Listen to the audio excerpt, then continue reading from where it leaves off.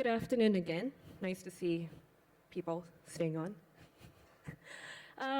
Okay, today we're here to look at actually the idea of towards regional remapping, or rather the question about regional and what do we mean by mapping, because like we speak about mapping as kind of a categorical or even a pedagogical impulse behind it. There are the questions of the politics of representation, as well as like, you know, what do we think about the region, which by itself has its own geopolitical legacy.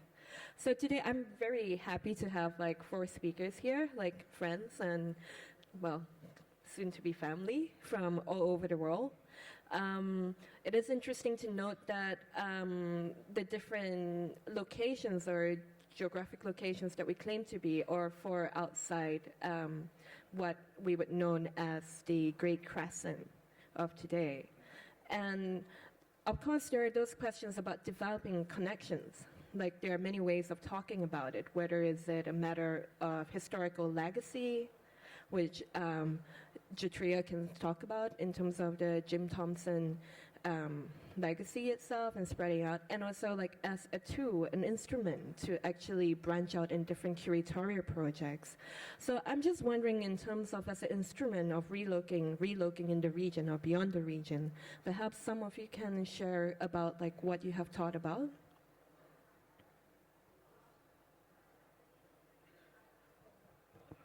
Hello, everyone. I think this go by seniority, so I'll start first. For us, you know, the way how we trying to remapping or trying to shift the perspective, you know, from, you know, kind of pick it up from the last session, like more national-centric, you know, the approach, you know, in the last decades. I think my generations and younger generations, we're trying to recontextualize and relocate Thailand back in the regional perspective. Why? There's 2 reasons. One is more political because as some of you might have heard the mainstream kind of concept about Thailand, that we have not been quote-unquote colonized, you know, by the West, you know, since the end of the 19th century. And then that, you know, until now, you know, is very problematic for us, you know, because we kind of isolated, you know, by the post-colonial discourse. And I think it is important, you know, especially in the academia, that they were trying to re-looking at the Thailand history and also kind of have an argument with the mainstream academia discourse that actually we should really look, trying to use the post-colonial model, you know, and looking at Thailand again. So in terms of arts and cultures, you know, the way we trying to work on this kind of frameworks or theories, we were looking at ourselves, you know, and also trying to reconnect it with the region, especially our neighbors, which we know nothing. And for me, you know, the one of the benefits that I work at Jim Thompson is because of the history of Jim Thompson himself, you know, and also the house and his collection. It consists of all the works, you know, and which is more artifacts, you know, from the region.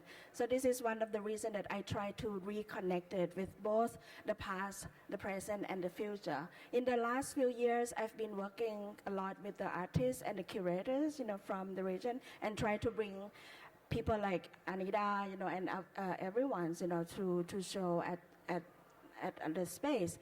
And the way we trying to think of the remapping, like how can we connect it together beyond the boundaries? What kind of the threads, you know, or the narrative that we can work together? So, you know, what about the pre-modern / postmodern, you know, or urbanization?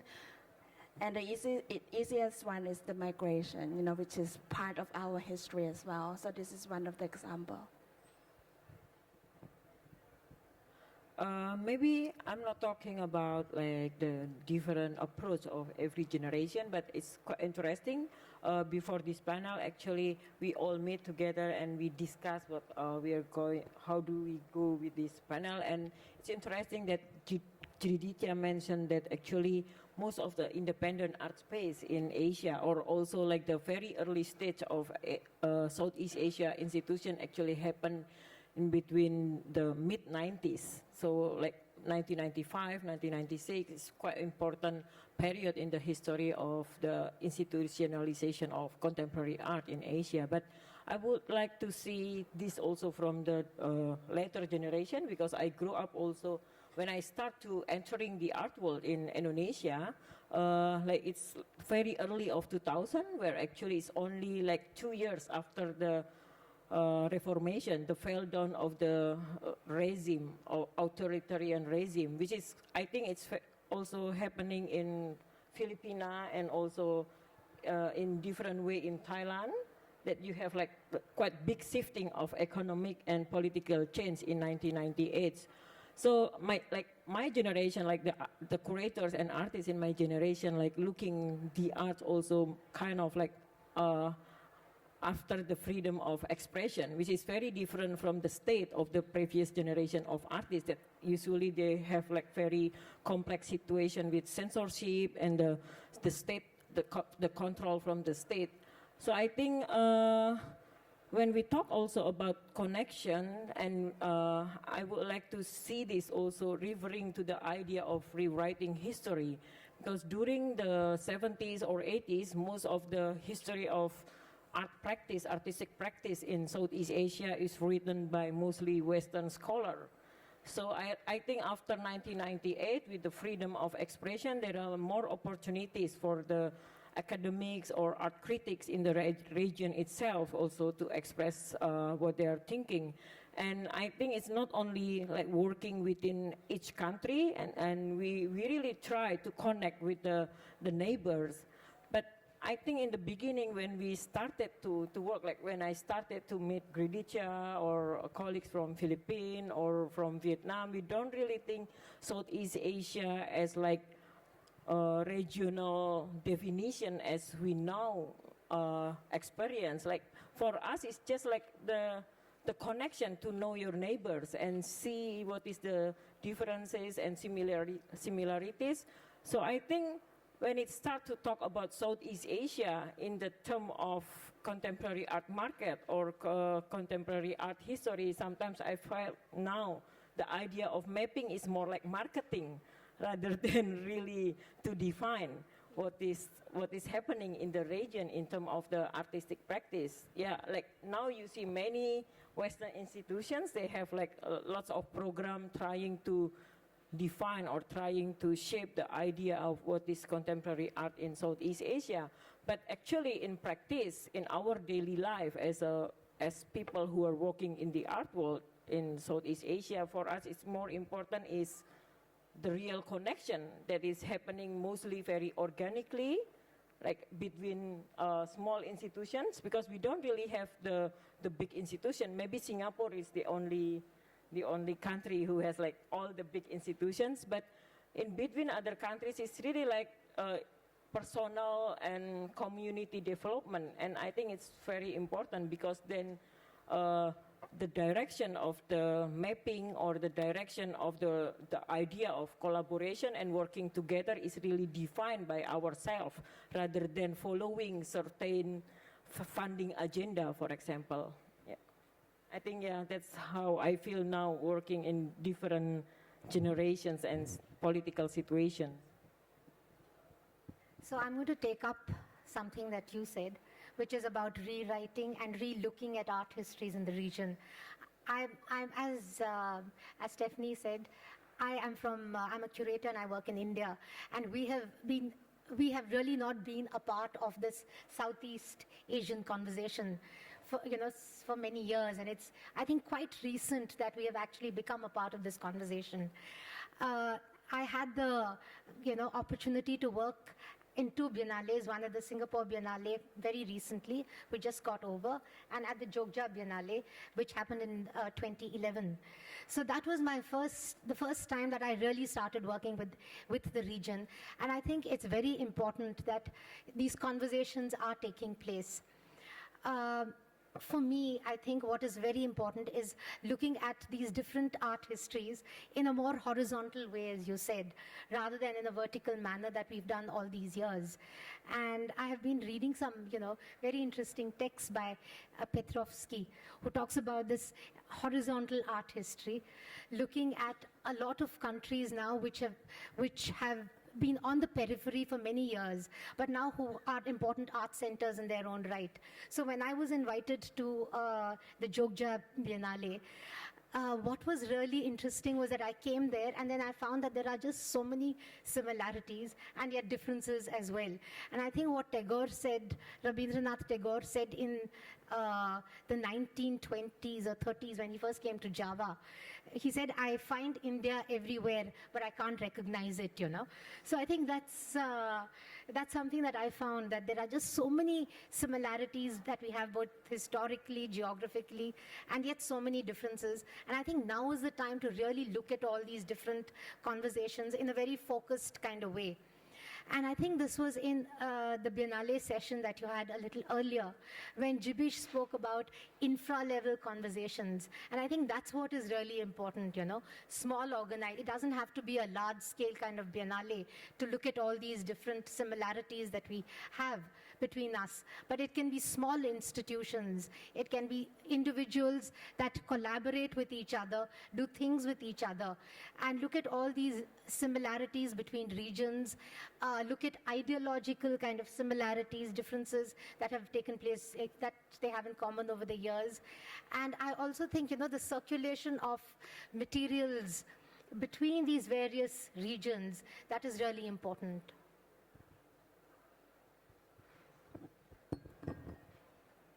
Coming from Taipei, pretty much peripheral kind of area or city in terms of how it relates itself to Southeast Asia or Asia in general, it's actually a very interesting political charge question for us to consider what is kind of cultural representation and what does it mean to work on cultural or regional exchange. So how to critically go beyond this sort of representation is something that we constantly kind of struggle, but at the same time heavily promoted by government. For instance, we have like Southeast Asian grand scheme that keep driving us to go to Southeast Asia, or like now they are doing different regional kind of exchange thing. But at the same time, I think working alone with all this collaborative experience made me think about how we can go differently with finding different kind of gravity to describe what it means to be a region, what it means to be working together. And I had an interesting kind of experience with a Thai artist. He reminded me that if you are going to do Southeast Asia exchange, it means exchange your curry recipe. And I think it's a very interesting metaphor because it goes about migration. It goes about how people relate socially with the eating and blah blah blah. So I think it comes to me like how we relate ourselves socially as our body as an agent, and what it means within this Asianness or a regionality is something that becomes like one of my research subject along the way of working along regional collaboration. I think some of you also have like projects that very much deal with this idea of circulation itself. Like, Suman also has like their part of their Jogja Biennale project that, you spoke about very much earlier. And then there's also like the consideration of what we consider the subaltern narratives, whether it's like material studies or even like, the cultural landscape. Because if we talk about India and Southeast Asia or even prevalent, there is the Hindu empire that has gone through. So, I mean, for you, talking about developing connections, like the fact that we're using the word developing kind of talks about it in a very proactive and a very as though that it is something new, What what do you feel about it? Because there's also like this idea that it also can be fetishized to a certain level itself. I think these connections have always been there. I don't think it's anything new because, as I said, it goes back to the 1920s and 30s, and I think after with something with Indonesia and all these other places, there was the Bandung Treaty, which very consciously tried to bring all these countries, together through artistic ways. But I think somewhere along the way, we all just our countries went in different directions. And I think, say for India, I mean, I speak from the Indian perspective, from being in India and working in India, that my connections earlier were with the West, working in a lot of Western countries. But I think it's really since the late 90s that we have again started to redevelop our connections with other countries in Asia. I mean, from my experience, that's what I found, and especially so since the past, say, 10 years or so. We have really been talking with colleagues in different parts of Asia. And yes, I think it's also the circulation of goods, circulation of material, the material culture of all these various regions. We have all these things in common. I mean, for example, craft has been a living tradition in Asia, which you might not have in the West. So I think there are so many different links. And when you think of the materials itself, like say ikat or batik, which has traveled all over from India to the southeast, and trying to find different histories and exhibitions in imaginative ways. I think that's what we are trying to do now, develop this in a sense of looking at all these things, but in completely different ways, and trying to rebuild all these links that we've had, and not thinking of our own regions in isolation, but thinking that we're part of a much larger kind of area, So I think people have started looking at regions rather than countries and their nationalistic kind of perspectives. Any of you would like to add on to this? Or? Maybe connecting to the facts that were mentioned by Suman, for example, between India and Indonesia, it's quite interesting that during the late 30s to 40s, Sukarno actually sent some of the artists, Indonesian artists, to study in India already in Santiniketan. Yes. So actually, not only about the political and ideological history that already connected since like even early of the century, but even the art history already connected. So when we are collaborate together during the Jogja Biennale, that we are trying also to find and connecting the dots again, and also like to see what is missing during the 70s to 90s, that actually most of the connection or the foreign affairs in the Indonesian government is really in a way like being referred to go to US with the and I think it's kind of like a general phenomenon in Southeast Asia that most of the government then somehow Southeast Asia itself become very connected to the US. So working together in this kind of smaller scale projects in the Biennale itself then reflect us also how we define our own history. And it happens again in the second edition of the Jogja Biennale. We tried also to redefine again what is the idea of the idea of mapping of the world, because in our political term or science, we always look at Arab, like the country like Iraq, Iran, or Arabic region as Middle East, but actually we realize that Middle East is the term that being defined by the US, because that is Middle East from the US, but we always use that in political discussion to look at those countries as Middle East, but actually it's not Middle East from Indonesia. It's totally to go to the West. Yeah.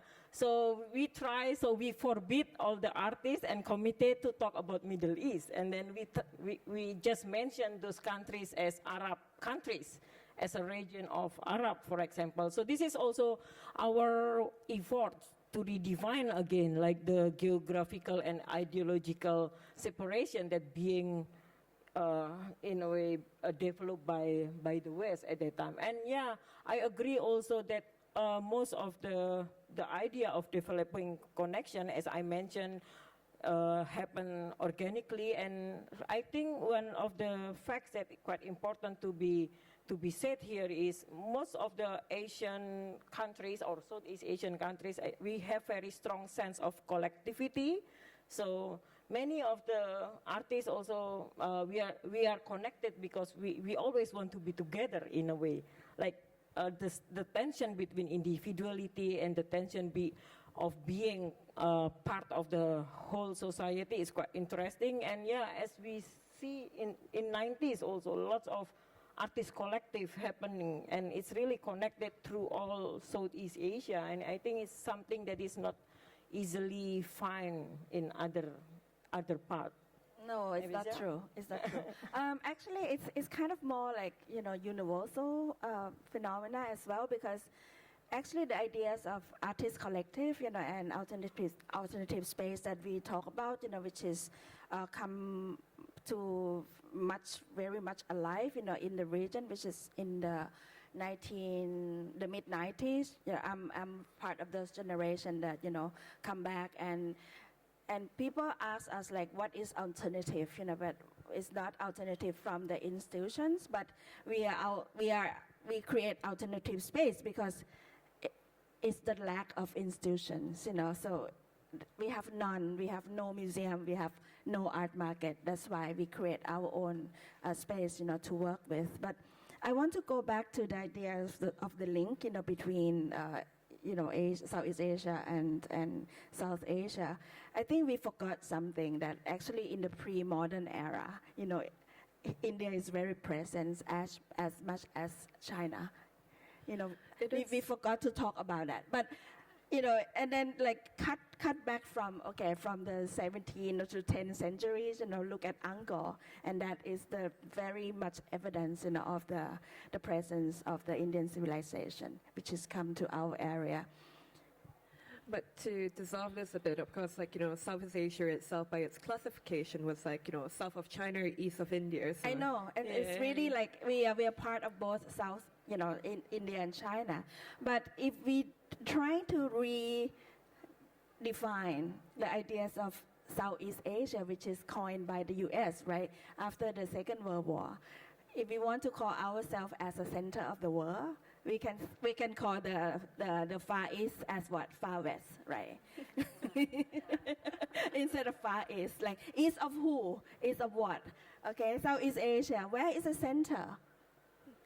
But this also plays into this again, the question about the politics of privilege, because when we talk about center, when we talk of periphery, that's always the power relations that happen. But that was been, it has been the discourse, since the Cold War period, right? Yeah. The ideas of Southeast Asia or the geography. But I think the one of the reasons that why everyone has been paid much attention, to the region now is we forgot to talk about ASEAN community, but actually it has been constructed as a second chapters of the regionalism during the Cold War, also by the U.S., right? 1967, that they signed a contract that, because of the fear of communism, 5 countries signed a contract in Malaysia to create the ASEAN nation, right? 5 countries, Thailand, Indonesia, Singapore, Philippines, and Malaysia. And they started to collaborate in 3 parts. One is politics, which is very active in the Cold War, of course. The second one is economy, which they started now, 2015. And the third one, no one talk about it, culture and art. And what happened was in the 70s and the 80s, there's a lot of discussions and meeting among a lot of artists and a lot of scholars, including with T.K. Spabati and all those generations. But the problem of ASEAN's connection was it's very much involved in the governmental level. It's very much involved in the more in the top-down manner, and it's nothing to do with us. It has nothing to do with everyone, and it's always come and go, very hit and run project. So this is the problem, for our generation, that we're trying to work in more like, human to human Yeah. and friendship based. And that's how it works. And I think the ideas of collectivism, of course, we have the kampong spirit. We always want to be together. And then for my case, I started Project 304 as alternative space. Yeah. We've been together for 7 years, and then everyone got like, famous. And then we already got what we want, and then let's split. So this is Yeah. quite interesting. Yeah, I want to come back to this idea about alternative spaces like being built out, like say in Southeast Asia or even like Taiwan itself in the 90s. There was this impetus behind it, and I kind of like look at the Taipei Contemporary Art Center in terms like sort of a very interesting artist proposal. So I was just wondering if you would like to talk more about like how that came to be first.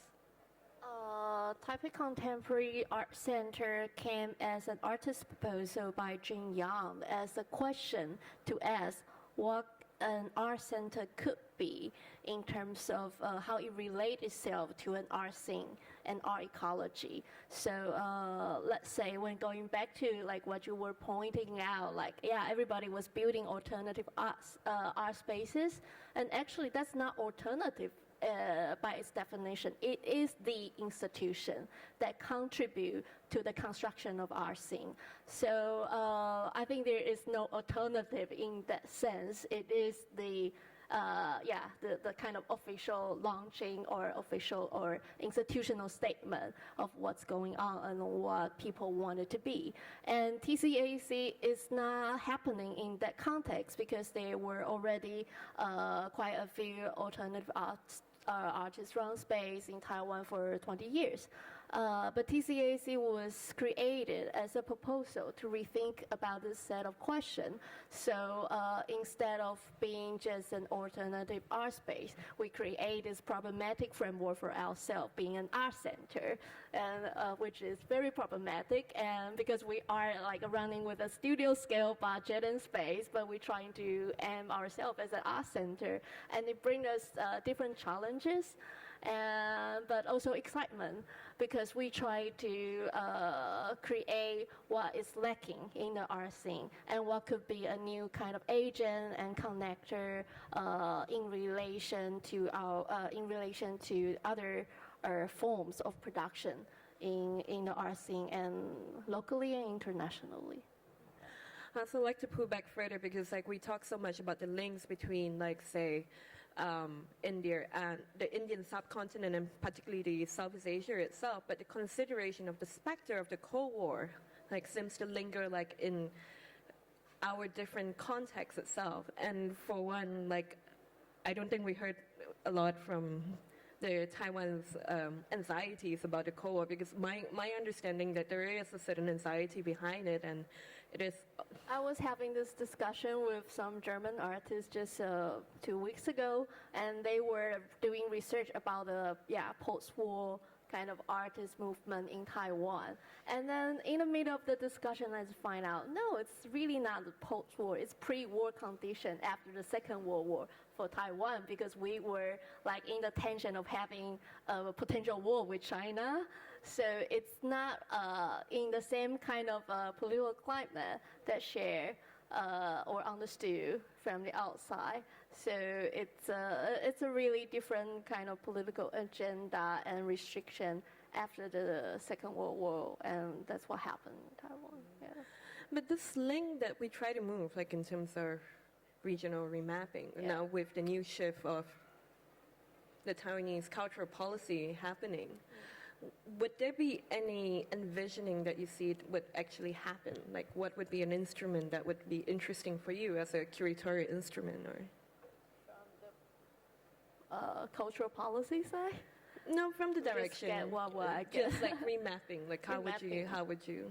Well, I was briefly talking about the idea of body as agent, and I think that it's just something that informs me, like how I try to observe like different kind of cultural complexity and differences in the region. Like for instance, when we're talking about working together, and a while ago we had Dina from Qinyi in Taipei, and we were talking about what public art space is. And it also occurred in our morning meeting that we don't really have the sense of public space in Southeast Asia, because, for instance, in Thailand, everything belongs to the king, so there is no public. Everything is privatized. In a way, we are just, sharing a piece of something from the king. So it's a different kind of connotation and context that we are situated in. So this working together, I think, creating different speciality for what private space mean. And probably that private space is the generator of a different form of public space, because that generate public discourse. And I think that that is a very interesting way for me to kind of understand how, this kind of cultural differences really help us think social organization differently, and how cultural landscape is constructed differently in Southeast Asia. I think it's very interesting way to look at the public space, in Southeast Asian region, because although some of the country has been more democratic, with some of the country, for example, my country has been under military regime, so it's quite difficult, for us, to find a so-called public space which we can freely debate, our ideas, and a lot of self-censorship going on, which is quite challenging, and it's pretty difficult, to work with these kind of limitations. But I think this idea of public spaces, even in the democracy, public space, the space for these public spaces is shrinking, because it depends on, which government is in power and things like that. I think I'm working now on an exhibition that also involves some of what's so-called alternative space, organized by what is ACC, Asian Cultural Complex? Yeah, the one in Korea, the one in Gwangju. And we are trying to see what is the idea or what is the situation of the urban culture now in Asia. Like if we look 3 days ago, we have discussion about cities on the move, and how is it changing all the situation of urban lifestyle in Asia after the 2000. And in the sense of the art scene, for me it's quite interesting to see, rather than to see all the idea of urbanization as mega city or metropolitan city like Jakarta, Bangkok, Manila, or all those big cities. I'm looking now into all the smaller scale of art scene like Jogja or Chiang Mai and Hanoi.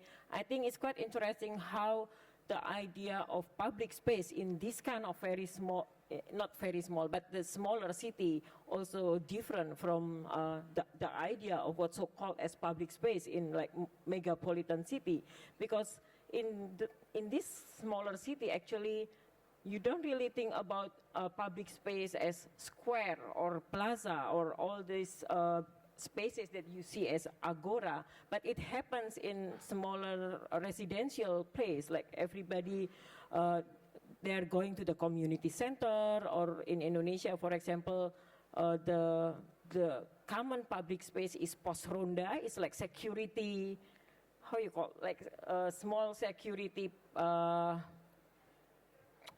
tent, actually, that every night all the men they came there and they have the system to to secure all the environment. So I think this is also the shifting, that the idea of urban culture, for example, is not only happening in all the megapolitan, but it's also spread out. And this, I think, also underlined also the shifting on the idea of center to periphery, that we don't really have center anymore, that it's happening everywhere in Asia, I think.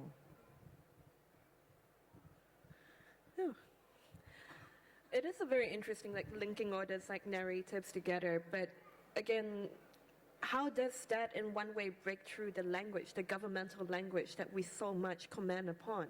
Does that is there one way or another that you would think that there's a way of shifting through that language? I think like one of the joke of arts community in Yogyakarta that we are very confident that we are much better working without government because for a long time we never get any support of or funding from the government.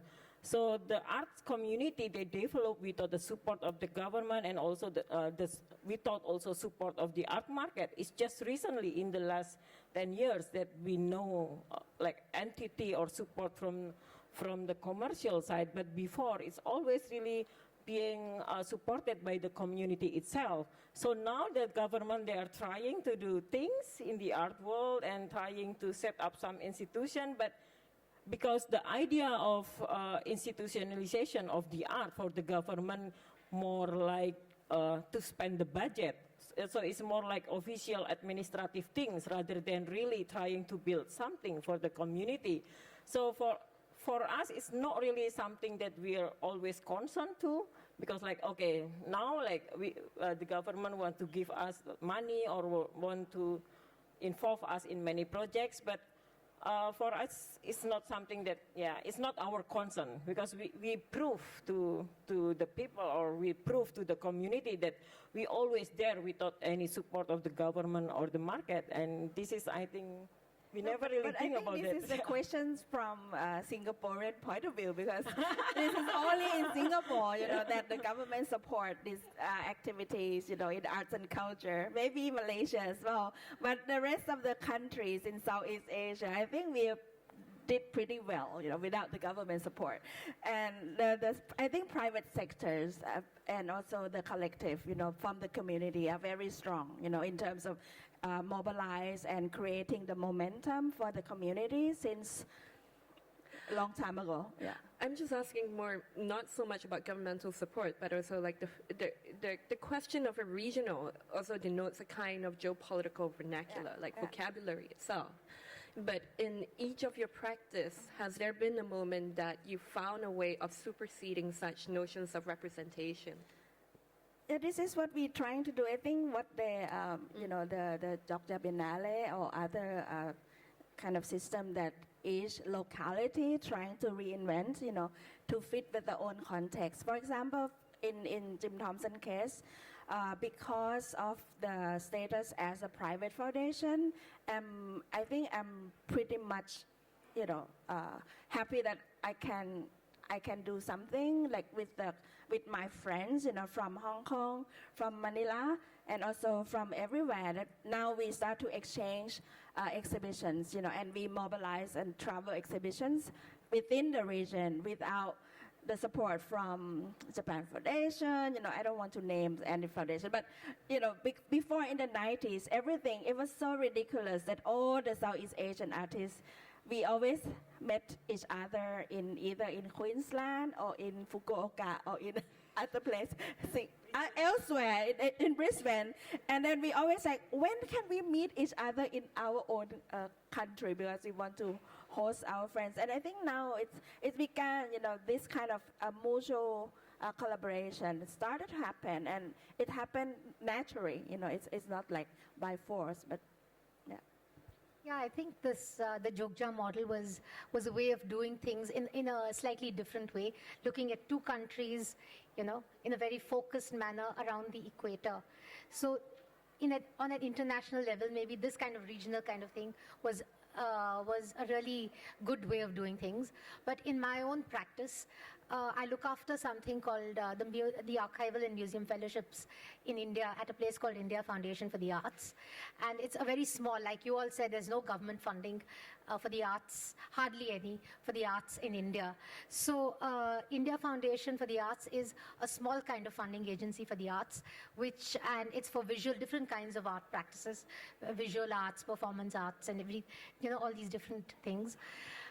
What we are trying to do, when you said looking at smaller kind of regional kind of locations. A new preposition. Yeah, we are working quite close. We're trying to make connections with the northeast of India, which hasn't been explored so far at all, And it's really interesting that in these regions, we've given fellowships for people to work in places like the Northeast and Kargil.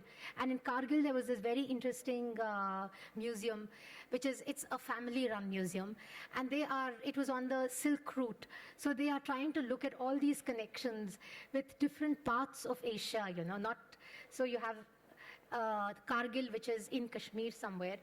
And then all these people who traveled on the Silk Route, and it became a sort of meeting point. And there was this exhibition there which looked at the goods and the people who traversed these regions. So I think looking at different kinds of connections, and in the Northeast, they have these exhibitions where they look at the Northeast as a link between India and the rest of Asia. So I think it's important to develop these kind of connections as well, in different regions in the country, where you look at these links rather than in addition to these other international kind of exhibitions that you have. I totally agree with that. And actually, the more that we travel around this region, we will find it's the linkage of the civilization instead of just, by this regional kind of political economic framework that trap us. But it goes like far beyond that, like the Indian aesthetics and many things that are heavily influenced in Southeast Asia culture. And I also find there are so many kind of linkage that we can kind of relate it to Chinese, or kind of making different comparative reading on that. And I think the aim is really more about re-understanding ourselves instead of just, mapping a new geographic framework for ourselves in that way. No, but I think it would be interesting to erase all this political mapping, in the early 20th century. And if we looking at the culture mapping, and you will have different typologies and the geography in this region, which is my more interesting. And now I'm looking for some like the Deep South in Thailand, which is 3 provinces in the Deep South, and their sensibilities are much more related to 4 provinces in the north of Malaysia. And also they speak Jawi and Bahasa, and they can relate it to Indonesia and Malaysia more than the center of Thailand. This is one of the examples that maybe we can look at this kind of culture geography, and this is one of the proposals for the remapping Southeast Asia. I think it's like more thinking further away, because in some ways then the question would be like remapping Southeast Asia. We still take Southeast Asia as a center. Yes, but you remember one of the project by Patrick Forrest that he Southeast. Southeast. Yeah, which is trying to kind of looking at Southeast Asia and connect it with Balkan, and I think that is quite interesting. And another exhibitions by the curators, German curators based in Rio de Janeiro, and he's trying to link all the tropical countries, together, and using the tropic as the metaphor, to show the arts. Yeah, and that can break all this. Can bring us outside of our region and looking at others. In terms of these new proposals, again, like going back, because it's still very much locked within this idea of geography, are there anything that you would see coming out that you would hope to see, like speculatively, in terms of remapping? Not a physical map, but even abstractly as an instrument. I don't want to be labeled as a regional curator or curator from Thailand. It's so boring, I think we should really like try to coin ourselves, reinvent ourselves in different terms, Yeah, but more as an instrument, like what would you conceive beyond this whole idea of connecting the region or beyond that? And an instrument that you think would be a possible way of remapping? A narrative, a meta-narrative. We need another seminar on this. 1 hour Working is in too art short. itself is a Yeah. way of remapping. I never consider myself or label myself with a certain kind of geographical identity. I mean, of course, you will have to sometimes. Like, yeah, people try to understand where you are and blah blah blah. But for instance, I've never I don't know, promote my project as a regional exchange or international exchange project. That would be, I don't know, a pretentious act or in a way. I mean, by itself, art is trying to communicate beyond boundaries, and art is the way to break it. I'm interested more in the, as I mentioned before also, still the idea of rewriting history, but because I really think there are many events that left forgotten in a way that is actually connect already Southeast Asia or Asia in general, but it's not really written in our formal history. So I feel like, for example, nowadays, everybody talks what happens in the art after 1989, for example. But that is also very Western perspective, I think, in a way. That's, you count the shifting of the world from the falling of the Berlin Wall and all the opening of the China. But how do we actually in Southeast Asia, for example, really connect to that Western idea, and what is happening in the region actually in that period of time? So now I'm more interested to digging more, this is also the genealogy of our region, rather than following the periodization that is already being set up by the Western scholars. So for me, it's kind of it's not really a battle or contestation, but I think the way they offer us a term or a sense, we also get more possibility to question it and also to rewrite it in our version. I think that's quite the thing that I'm now more interested with, yeah.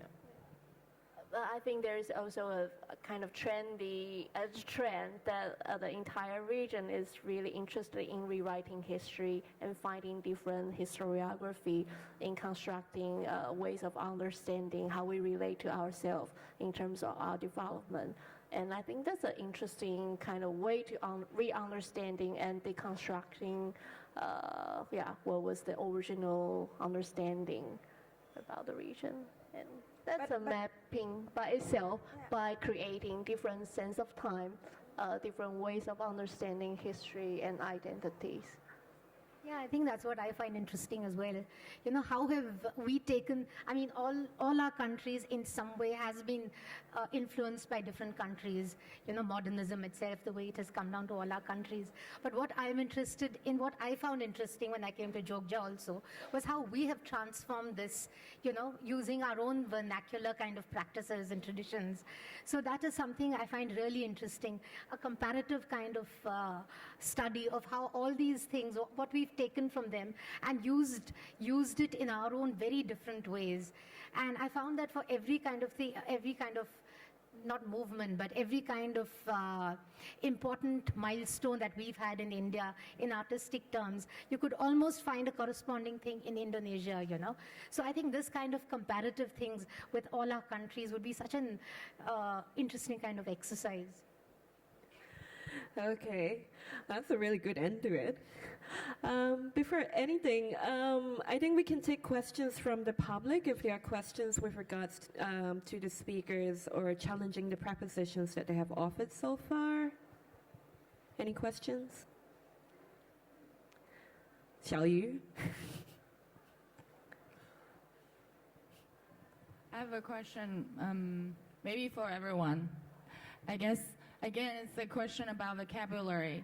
If you are not interested in or not intend to label yourself as a curator from certain cultural context, and then what is the more constructive, sort of the new possibilities on the horizon that you would be viewed as? And also, I guess that it's a related question for that is, I have the same dilemma myself, therefore I wanted to ask that question.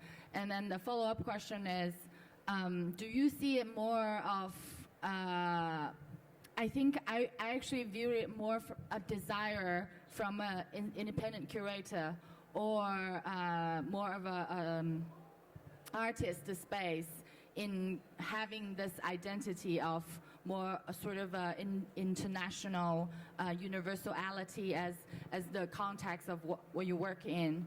Have you considered what is that context in its relationship with maybe a bigger institution? For example, I guess not everyone has big national museums, who you've already said earlier in your place of residence. But maybe, like, for example, the Taipei Art Museum as an example. How do you see the relationship of your practice versus the curators from a bigger institution in Taiwan?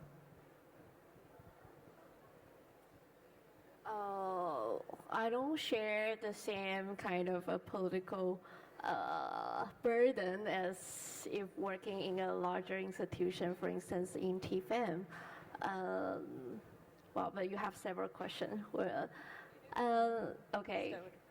Start with the first one. Well, I think for me, if not label myself as, coming from a certain places, for me it's about how I practice and how the methodology of my curatorial practice and the currency that I could generate from my practice in exchange in terms of cultural production as a curator would be the way that I would like to pursue my practice.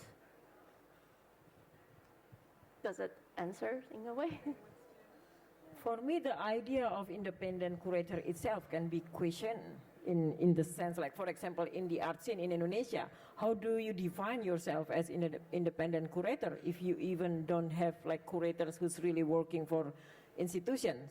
So this is also the thing that I always encounter every time, like, for example, if I meet some other curators in more international scene, is like there is this idea of to separate, like, museum curator or institutional curator or independent curator, but we don't have the luxury to label ourselves like that in Indonesia, actually, because everyone is independent in my opinion.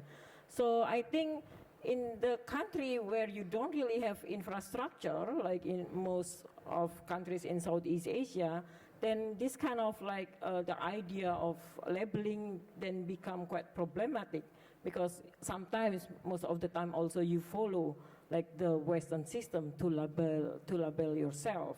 So I think that's the first thing, that I never really believe in the idea of independent curator in our practice, because everyone seems like very independent anyway.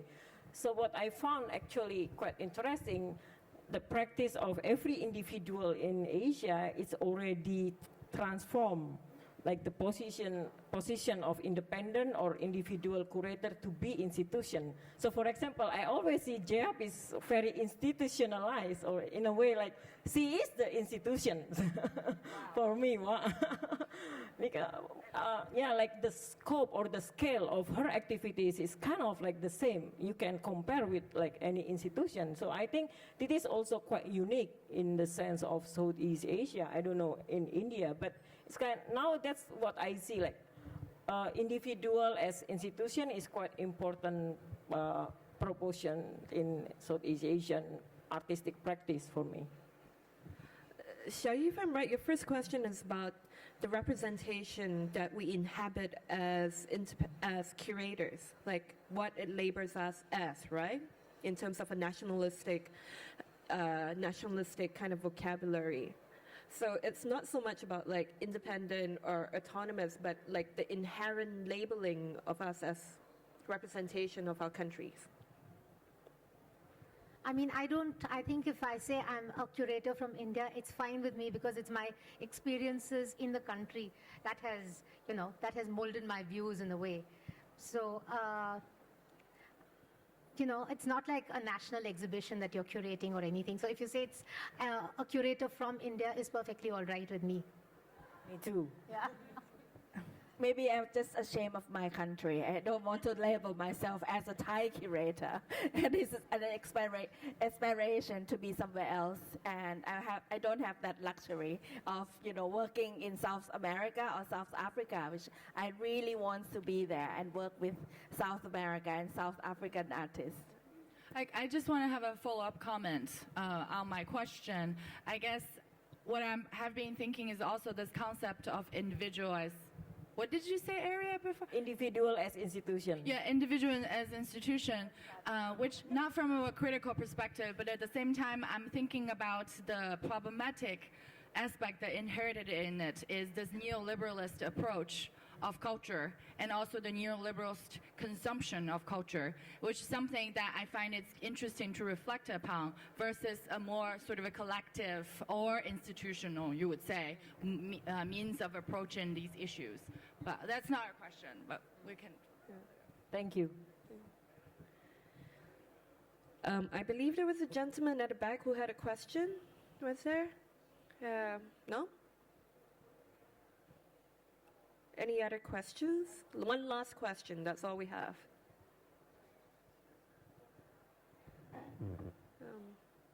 No? Okay, anyway, just want to say thank you all for your being here today. Thank you to speakers for your respective contributions. And if you have any further questions, please approach us off stage. And if not, please stay for the next panel that's coming right up. Okay, thank you.